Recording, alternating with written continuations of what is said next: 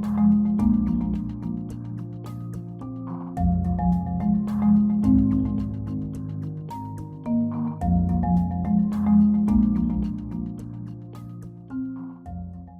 वालेकुम students, welcome back to chemistry. हम start करेंगे इलेक्ट्रोड पोटेंशियल से। आज हम बात करेंगे standard electrode potential, cell potential या इलेक्ट्रोड पोटेंशियल क्या चीज़ है। तो सबसे पहले हम बात करते हैं इलेक्ट्रोड, सिंगल इलेक्ट्रोड पोटेंशियल क्या चीज़ है।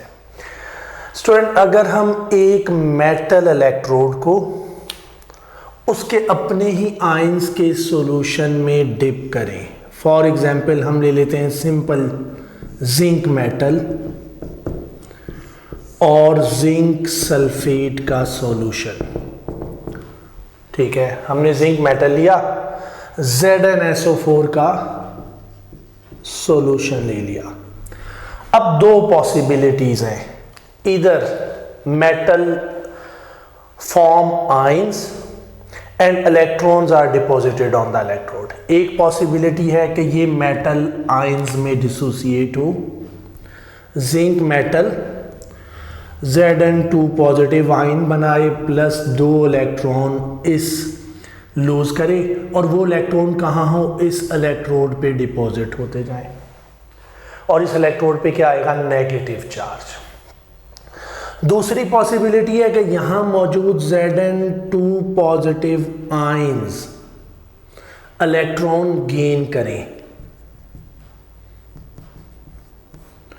और इस इलेक्ट्रोड पे डिपॉजिट होना शुरू हो जाए एज अ Zn सॉलिड। ठीक है, जब हम किसी मेटल को सॉल्यूशन में इमर्ज करेंगे, उसके अपने ही आयन के सॉल्यूशन में डिप करेंगे, तो ये दोनों प्रोसेस हो रहे होंगे और जो पोटेंशियल डिफरेंस जनरेट होगा, अगर जिंक 2 पॉजिटिव आयन में चेंज हो रहा है, ये प्रोसेस ज्यादा है इससे, तो इलेक्ट्रोड पे नेगेटिव चार्ज आएगा, इट रिक्वायर नेगेटिव चार्ज।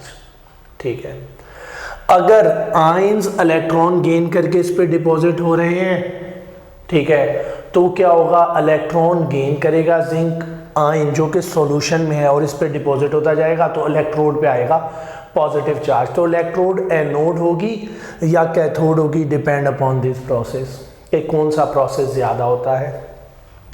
इस प्रोसेस की वजह से लॉस और गेन ऑफ इलेक्ट्रॉन की वजह से क्या होगा, पोटेंशियल डिफरेंस जनरेट होगा।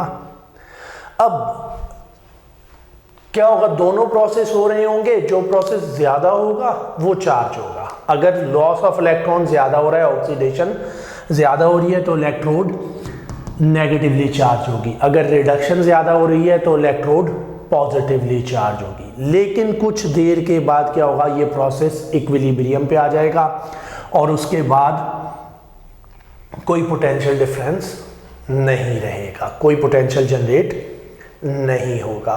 तो ये है बेसिक के इलेक्ट्रोड पोटेंशियल। अब ये जो एक सेल अपने ही आयंस के सॉल्यूशन में जो पोटेंशियल जनरेट करेगा, इसे हम कहते हैं हाफ सेल पोटेंशियल, या इसे हम कहेंगे सिंगल इलेक्ट्रोड पोटेंशियल। जो पोटेंशियल एक इलेक्ट्रोड अपने ही आयंस के सॉल्यूशन में जनरेट करता है, इसे कहते हैं सिंगल इलेक्ट्रोड पोटेंशियल। तो सिंगल इलेक्ट्रोड पोटेंशियल क्या है, when metal electrode emerged into solution of its own ions, metal lose electron and dissolve into solution, ions in a solution take electron and deposit on the electrode. It depend upon both process whether electrode require negative charge or it require positive charge. After some time both process comes at equilibrium. जी students, हमने बात की कि ये क्या होगा, electron lose करेगा metal और आयंस इलेक्ट्रॉन गेन करेंगे और दोनों प्रोसेस चल रहे होंगे।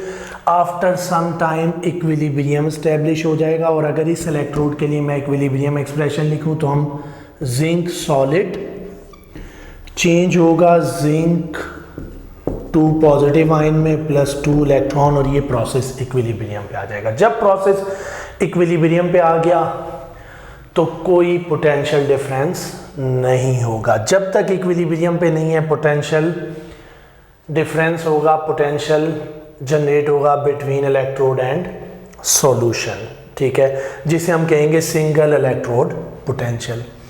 अब स्टैंडर्ड इलेक्ट्रोड पोटेंशियल या स्टैंडर्ड रिडक्शन पोटेंशियल क्या है?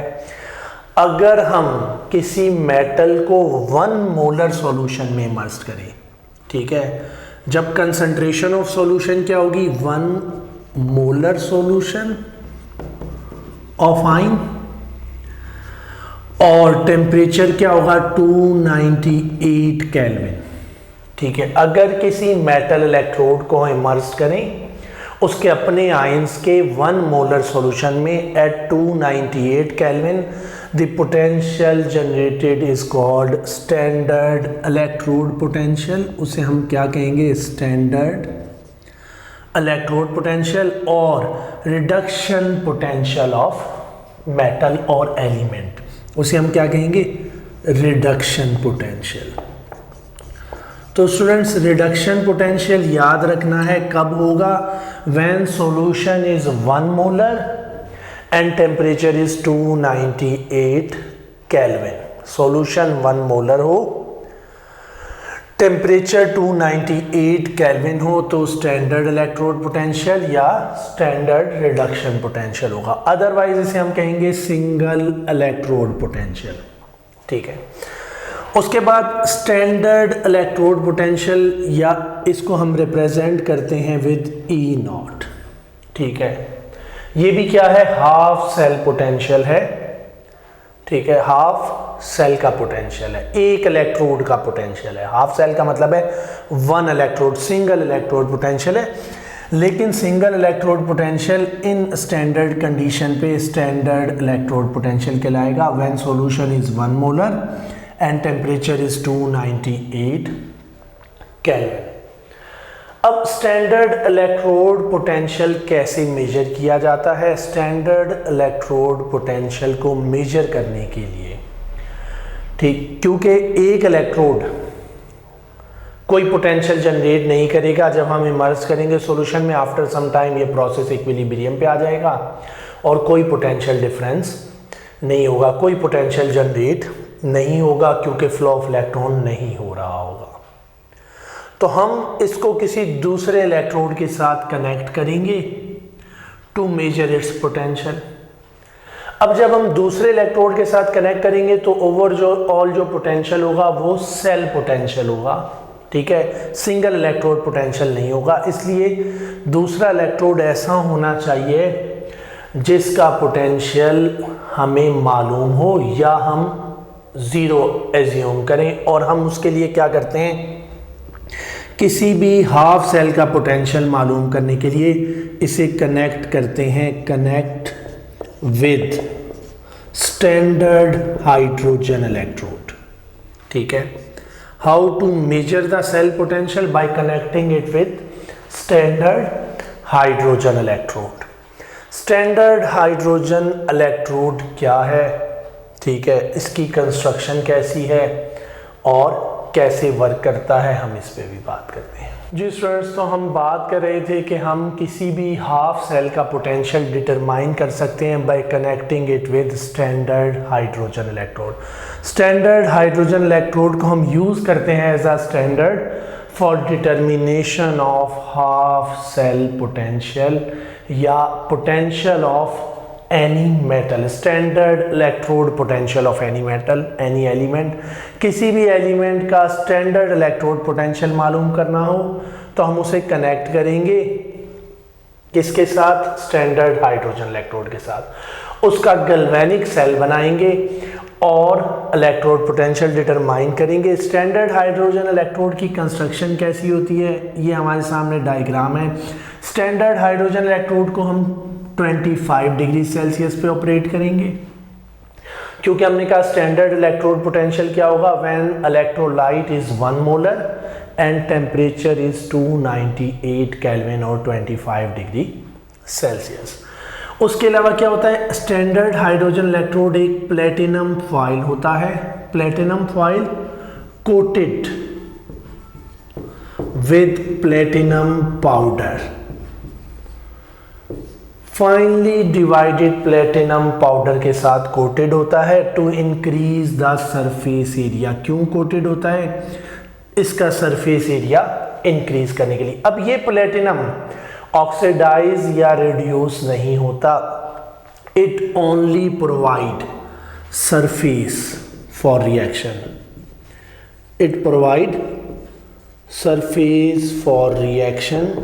खुद ऑक्सीडाइज या रिड्यूस नहीं होगा। प्लेटिनम इनर्ट मेटल है, इस सेल में ये खुद ऑक्सीडाइज या रिड्यूस नहीं होता। अच्छा, इसके अलावा क्या है? 1 मोलर सॉल्यूशन ऑफ HCl होता है। तो स्टैंडर्ड हाइड्रोजन इलेक्ट्रोड क्या होती है? प्लेटिनम फॉइल 1 मोलर सॉल्यूशन में 298 केल्विन पे इमर्स्ड करते हैं and potential standard hydrogen electrode का पोटेंशियल हम लेते हैं E not of standard hydrogen electrode is 0.00 volt. अब इसके साथ जब भी हम किसी मेटल इलेक्ट्रोड को कनेक्ट करेंगे तो जो भी पोटेंशियल जनरेट होगा वो क्या होगा? उस हाफ सेल का पोटेंशियल होगा जो कि इसके साथ हम कनेक्ट करेंगे। हम इसे कंसिडर करते हैं 0.00 वोल्ट। और इसके अलावा क्या है? एक प्लेटिनम फॉइल 1 मोलर सॉल्यूशन में इमर्स्ड है, जबकि साइड से हम इसमें पास कर रहे हैं H2 gas, hydrogen gas at pressure of 1 atm। तो क्या कंडीशन है स्टैंडर्ड हाइड्रोजन इलेक्ट्रोड में? क्या है? 1 molar solution of HCl, 298 kelvin temperature, platinum foil into 1 molar solution, H2 gas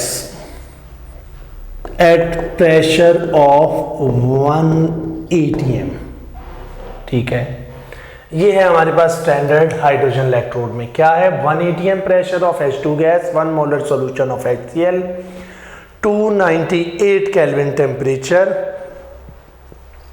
और platinum foil which provide surface for the reaction. ठीक है, oxidation या रिडक्शन किसकी होगी? ऑक्सीडाइज या रिड्यूस होगा यहाँ पे हाइड्रोजन। ठीक है, H पॉजिटिव आयन या H2 गैस। ठीक है, अगर रिडक्शन होगी तो H positive ion electron gain करेंगे, अगर ऑक्सीडेशन होगी तो H2 गैस इलेक्ट्रॉन लूज करेगी। तो असल में रिएक्शन किसका हो रहा है? H2 का हाइड्रोजन का रिएक्शन हो रहा है, ऑक्सीडेशन या रिडक्शन। और ये प्लेटिनम मेटल क्या कर रहा है? ये सिर्फ उस रिएक्शन के लिए सरफेस प्रोवाइड करता है। अब रिएक्शन क्या होगा? अगर हमने कहा ऑक्सीडेशन अकर एट एनोड, हमने इसे कनेक्ट किया किसी भी इलेक्ट्रोड के साथ, किसी भी और हाफ सेल के साथ। ठीक है, यहाँ कोई भी मेटल का हाफ सेल है, अगर इनको हमने कनेक्ट किया और स्टैंडर्ड हाइड्रोजन इलेक्ट्रोड पे ऑक्सीडेशन हुई, लॉस ऑफ इलेक्ट्रॉन हुआ, तो लॉस ऑफ इलेक्ट्रॉन किसका होगा? H2 इलेक्ट्रॉन लूज करेगा, H पॉजिटिव बनाएगा। ठीक है, हाइड्रोजन गैस इलेक्ट्रॉन लूज करेगी, H पॉजिटिव आयंस बनाएगी और यहाँ H पॉजिटिव आयन की कंसंट्रेशन इंक्रीज होती जाएगी। अगर इसने एज अ कैथोड एक्ट किया तो इस पे रिडक्शन होगी, अगर ये कैथोड होगा तो ये मेटल या वो इलेक्ट्रोड जो हम इसके साथ कनेक्ट करेंगे वो एनोड हो जाएगा। अगर इसने एज अ एनोड एक्ट किया तो फिर ये क्या हो जाएगा? ये उस केस में कैथोड हो जाएगा ये मेटल। ठीक है, अब अगर ये कैथोड हुई तो इस पर रिडक्शन होगी और रिडक्शन किसकी होगी? H positive ion electron gain करेंगे और H2 गैस बनाएंगे। यहाँ पे H2 गैस जो कि हम बबल करेंगे उसके बबल्स जनरेट होंगे। ठीक है, तो यहाँ से H2 के बबल्स इसमें से बबल हो रहे होंगे। ये है स्टैंडर्ड हाइड्रोजन इलेक्ट्रोड। अब स्टैंडर्ड हाइड्रोजन इलेक्ट्रोड हम अगर बात करें कि how to measure electrode potential, तो we measure electrode potential of any electrode by connecting it with standard hydrogen electrode as a reference electrode and we take cell potential of standard hydrogen electrode as a 0.00 volt. अब जितना भी potential generate होगा, चाहे वो positive हो चाहे वो negative हो, वो क्या होगा, उस हाफ सेल का पोटेंशियल होगा जिसको हम स्टैंडर्ड हाइड्रोजन इलेक्ट्रोड के साथ कनेक्ट करेंगे।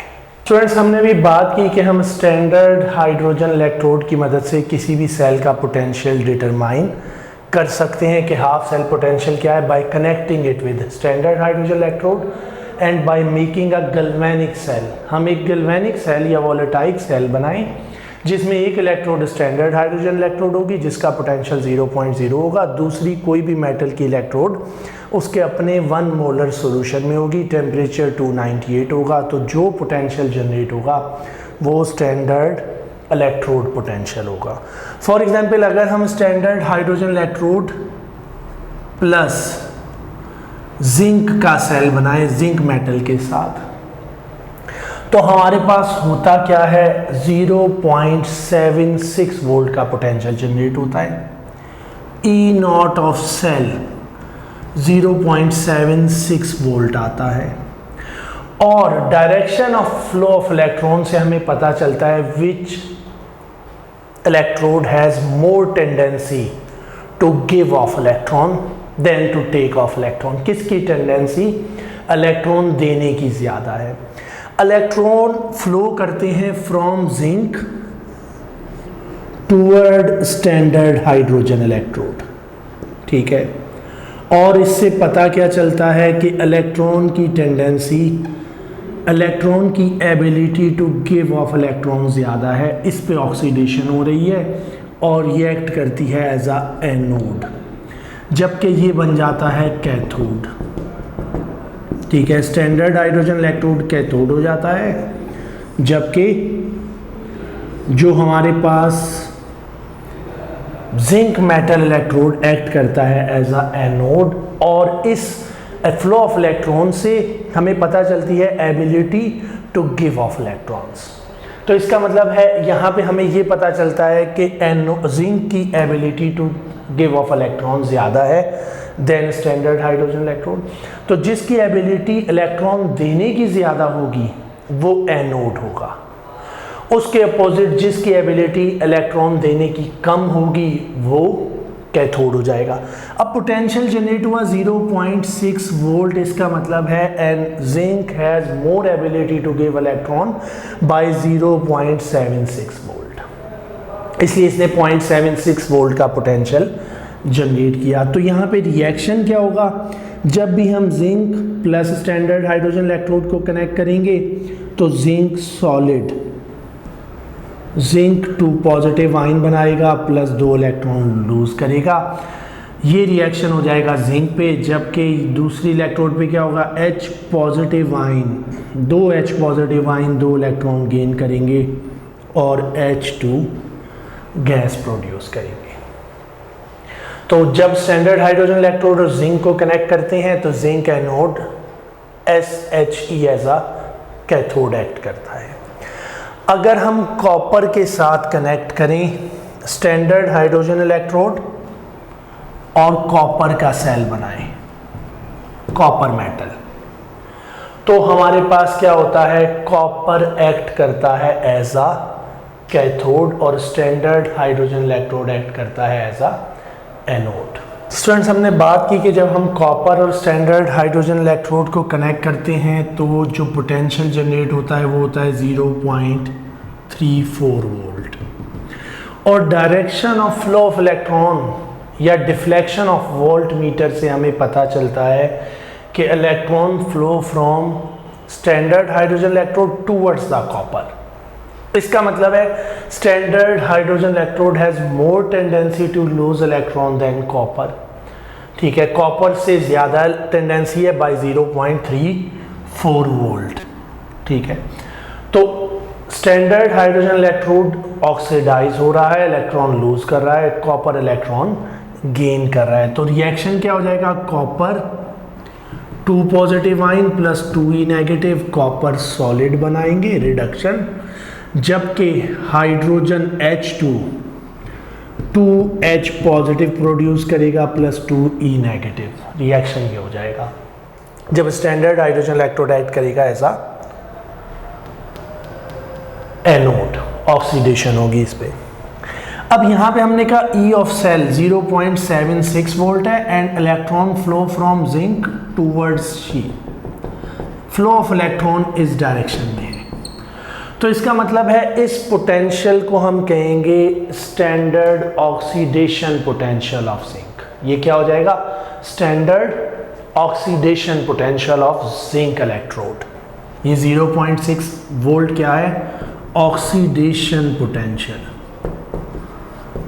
Oxidation potential of zinc electrode है। अगर कंडीशन स्टैंडर्ड है, 1 मोलर सॉल्यूशन है, 25 डिग्री सेल्सियस टेम्परेचर है, तो ये स्टैंडर्ड ऑक्सीडेशन पोटेंशियल है। अब इसके अपोजिट जिंक का रिडक्शन पोटेंशियल क्या होगा? अगर हमारे पास 0.6 वोल्ट ऑक्सीडेशन पोटेंशियल है तो reduction potential of zinc minus 0.76 volt हो जाएगा। साइन अपोजिट कर दें, ये हमारे पास उसका रिडक्शन पोटेंशियल हो जाएगा। ये ऑक्सीडेशन पोटेंशियल है। और ऑक्सीडेशन पोटेंशियल का मतलब है, ऑक्सीडेशन का मतलब है लूज इलेक्ट्रॉन, तो एबिलिटी टू लूज इलेक्ट्रॉन, इसके अपोजिट हो जाएगी एबिलिटी टू गेन इलेक्ट्रॉन। यहाँ पे 0.34 वोल्ट का पोटेंशियल जनरेट हुआ और कॉपर मेटल की रिडक्शन हुई, तो ये क्या है? Standard reduction potential. कौन सा पोटेंशियल है? Standard reduction potential of copper electrode. ये कॉपर इलेक्ट्रोड का क्या हो जाएगा? रिडक्शन पोटेंशियल हो जाएगा। अब अगर हम बात करें ऑक्सीडेशन पोटेंशियल ऑफ कॉपर, तो कॉपर इलेक्ट्रोड का ऑक्सीडेशन पोटेंशियल माइनस 0.3 वोल्ट होगा। इसका साइन चेंज कर दें तो ये क्या हो जाएगा? Oxidation potential of copper, standard oxidation potential of copper electrode. ये कॉपर इलेक्ट्रोड का स्टैंडर्ड ऑक्सीडेशन पोटेंशियल हो जाएगा। और इन पोटेंशियल की बेस पे मेटल्स को या एलिमेंट्स को अरेंज किया गया इन order of increasing reduction potential. इसे हम कहते हैं इलेक्ट्रोकेमिकल सीरीज। स्टूडेंट्स, अब हम बात करेंगे इलेक्ट्रोकेमिकल सीरीज की कि इलेक्ट्रोकेमिकल सीरीज क्या है। Electrochemical series arrangement of element है in order of increasing reduction potential या ऑक्सीडेशन पोटेंशियल, दोनों मोड में हो सकती है, इंक्रीजिंग रिडक्शन पोटेंशियल या इंक्रीजिंग ऑक्सीडेशन पोटेंशियल। किस बेस पे? On the basis of hydrogen scale या as compare to hydrogen. Electrochemical series में हम इलेक्ट्रोड पोटेंशियल या एलिमेंट के रिडक्शन पोटेंशियल को कंपेयर करते हैं विद हाइड्रोजन और उन्हें अरेंज करते हैं ऑर्डर में, इसे इलेक्ट्रोकेमिकल सीरीज कहा जाएगा। अब इलेक्ट्रोकेमिकल सीरीज की जो अरेंजमेंट है उसमें स्टैंडर्ड कंडीशन होगी, क्योंकि स्टैंडर्ड इलेक्ट्रोड पोटेंशियल होगा, चाहे वो रिडक्शन पोटेंशियल हो चाहे वो ऑक्सीडेशन पोटेंशियल हो। नॉर्मली जो मोड यूज होता है वो रिडक्शन पोटेंशियल के मोड में लिखा जाता है। In order of increasing reduction potential electrochemical series को लिखा जाता है, सबसे कम रिडक्शन पोटेंशियल से ज़्यादा रिडक्शन पोटेंशियल की तरफ। अगर हम बात करें इलेक्ट्रोकेमिकल सीरीज़ की तो सबसे पहले हमारे पास मौजूद है lithium, then sodium, lithium, potassium, calcium, sodium और मैग्नीशियम। ये ऑर्डर है इंक्रीजिंग रिडक्शन पोटेंशियल का। मैग्नीशियम के बाद हमारे पास मौजूद है एल्यूमिनियम, जिंक, क्रोमियम, उसके बाद है हमारे पास आयरन, देन कैडमियम, निकल, उसके बाद टिन और लेड। टिन और लेड के बाद हमारे पास आ जाता है हाइड्रोजन H2 जिसका पोटेंशियल है 0.00 वोल्ट। अब हाइड्रोजन का पोटेंशियल 0.00 वोल्ट है, रिडक्शन पोटेंशियल। हमने कहा स्टैंडर्ड हाइड्रोजन इलेक्ट्रोड का हम कंसीडर करते हैं 0.00 वोल्ट। इसका मतलब है इससे अबव जितने भी हमने लिखे हैं इन सब का क्या होगा, इनका रिडक्शन पोटेंशियल नेगेटिव में होगा। ठीक है, स्टैंडर्ड रिडक्शन पोटेंशियल की वैल्यू लेस देन 0.0 होगी, क्योंकि ये इंक्रीजिंग ऑर्डर है। हम बात कर रहे हैं इंक्रीजिंग रिडक्शन पोटेंशियल की। तो अगर इस डायरेक्शन में इंक्रीज हो रहा है और हाइड्रोजन 0.0 पे है तो ये सब वैल्यूज किस में होंगी, नेगेटिव में होंगी।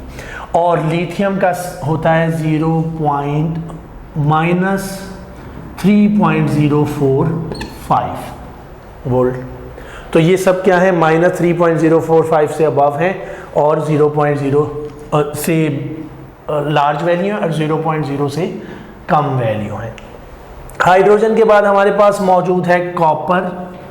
अब मैं यहाँ कॉपर 2 मरतबा लिख रहा हूँ, क्योंकि कॉपर +2 ऑक्सीडेशन स्टेट में और कॉपर +1 ऑक्सीडेशन स्टेट में। +2 का रिडक्शन पोटेंशियल कम है, +1 का स्टैंडर्ड रिडक्शन पोटेंशियल ज़्यादा है। कॉपर के बाद हमारे पास मौजूद है आयोडीन I2। ठीक है, I2 के बाद हमारे पास है silver Ag, then Hg, Br2, then Cl2, उसके बाद गोल्ड और लास्ट है हमारे पास F2। और F2 का पोटेंशियल है +2.87। अब यहाँ हमें मालूम है जिंक का हमने बात की थी -0.76 वोल्ट होता है। ठीक है, इसी तरह हमने कॉपर हमें मालूम है 0.34 है। ठीक है, कॉपर +2 का कितना है, 0.34।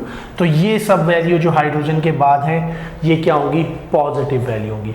अब ये क्या है, स्टैंडर्ड रिडक्शन पोटेंशियल। और रिडक्शन पोटेंशियल का मतलब क्या है, एबिलिटी टू गेन इलेक्ट्रॉन। जिसका रिडक्शन पोटेंशियल ज़्यादा होगा उसकी एबिलिटी टू गेन इलेक्ट्रॉन भी ज़्यादा होगी। ठीक है, large reduction potential, large value of reduction potential means more ability to gain electron. Large value of reduction potential का मतलब है more ability to gain electrons.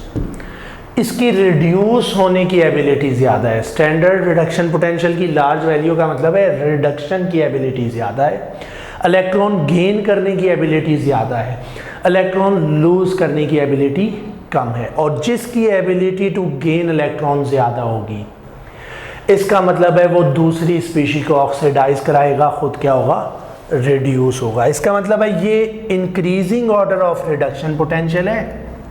ठीक है, increasing reduction potential, increasing ability to act as an reducing agent, oxidising agent, sorry.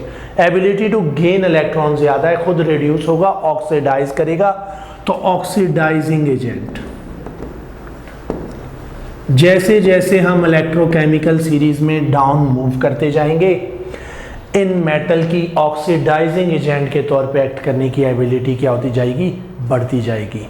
Better oxidising agent होंगे। ठीक है, ये ज़्यादा अच्छा ऑक्सीडाइजिंग एजेंट है। ठीक है, क्योंकि इसकी एबिलिटी टू गेन इलेक्ट्रॉन ज़्यादा है। इसका मतलब है इसके रिवर्स कर लें। ठीक है, जैसे जैसे हम इलेक्ट्रोकेमिकल सीरीज में अपवर्ड मूव करते जाएंगे ऑक्सीडाइजिंग एजेंट अच्छे होते जाएंगे। ठीक है,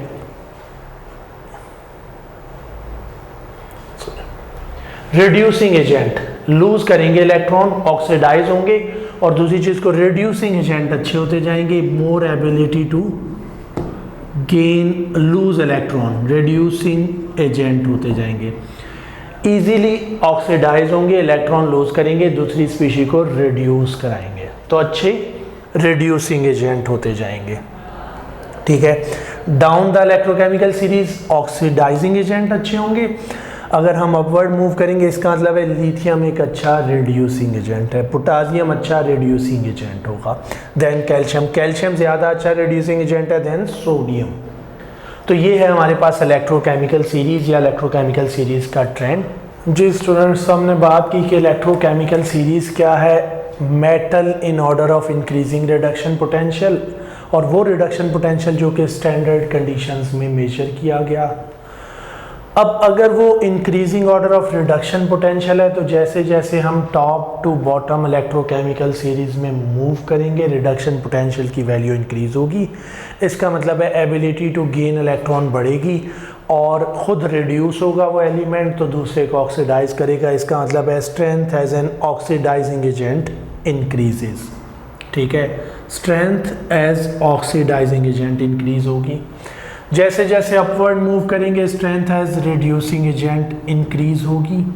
ठीक है, हाइड्रोजन का रिडक्शन पोटेंशियल 0.00 वोल्ट है, इससे अबव जितने भी हैं ये नेगेटिव में है, इससे बिलो जो है वो पॉजिटिव में है। कॉपर प्लस 2 0.34, कॉपर प्लस 1 के लिए 0.52 वोल्ट होता है।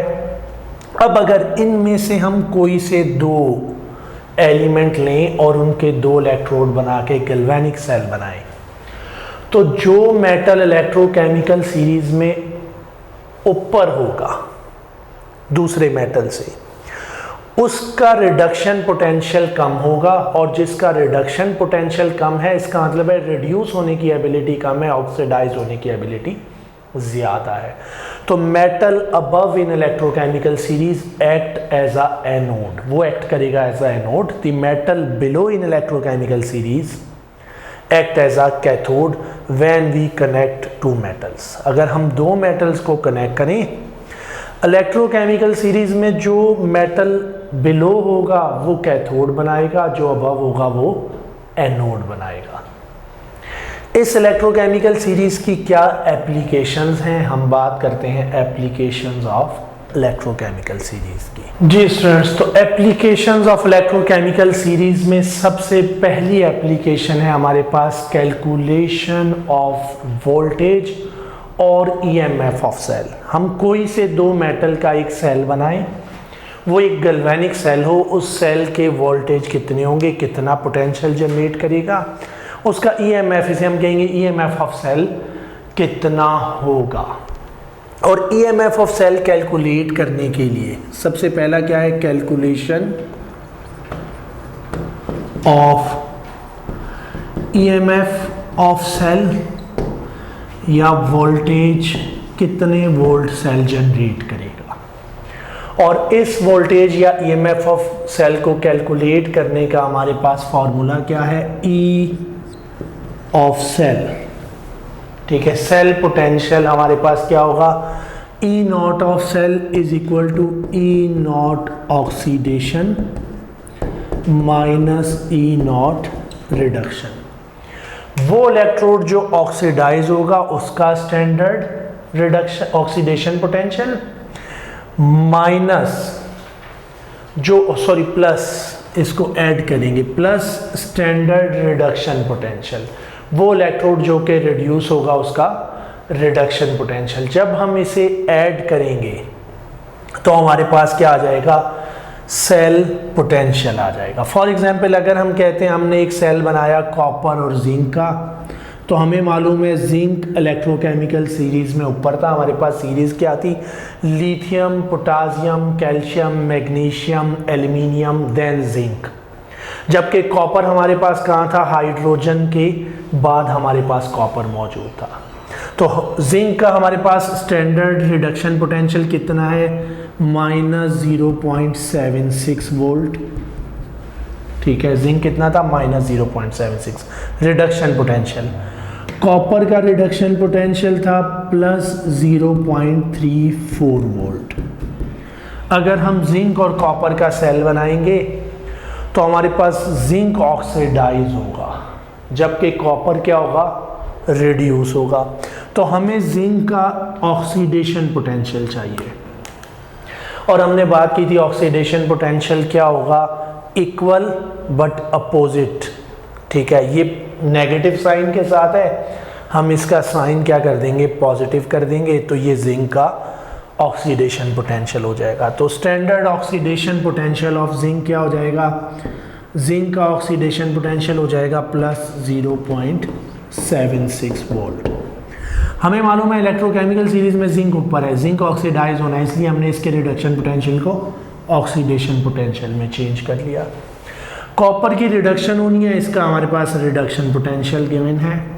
अब ई ऑफ सेल ये कितना पोटेंशियल जनरेट करेगा, क्या हो जाएगा, E nought oxidation plus E nought reduction.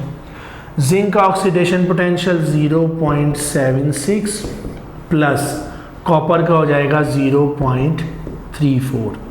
तो E nought of cell is equal to 1.10 volt. ये हमारे पास आ जाएगा सेल पोटेंशियल या ईएमएफ ऑफ सेल अगर हम जिंक और कॉपर को कनेक्ट करेंगे।